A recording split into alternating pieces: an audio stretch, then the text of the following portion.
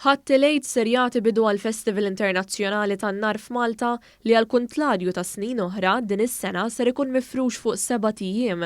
Fil-fatt il-21 edizzjoni ta' dan il-festival ser jibda f'Għawdex nhar 17 ta' April u għandu sa 30 ta' April jagħmel ir-ronda tiegħu f'diversi bliet urħula f'pajjiżna fosthom fl-Imqabba u l-Banja tal-Għadira.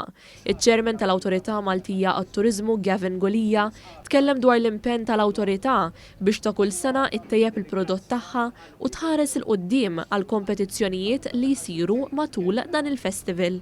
Darba se nifirxuha fuq 7 ijiem, jiġifieri se jkollna 6 postijiet differenti f'Malta fejn se jinħaraq in-nar u mbagħad ikun hemm dik tas-soltu tal-ewwel ta' Mejju fejn issir fil-Port il-Kbir. Il-Ministru għat-Turiżmu Clayton Bartolo spjega li dan il-festival se jirritorna bil-kbir wara s-sitwazzjoni tul dawn l-aħħar sentejn ma permettitx li dan il-festival jiġi ċelebrat fuq skala kbira. Lill-entużjasti tan-nar u l-kmamar u laqdiet tan-nar kollha ta' Malta ħantuhom iċ-ċans li jipparteċipaw f'dan il-festival flimkien ukoll ma' parteċipazzjoni internazzjonali biex bekk inkomplu noħorġu isbuħija ta' Malta u Għawdex kollha kemm u nkomplu nsaħħu t-tradizzjonijiet, l-identità u l-kultura ta' Malta. Il-Ministru Bartolo ħabbar li s-sena d-dieħla Malta se tkompli tkun fuq il-mappa piroteknika.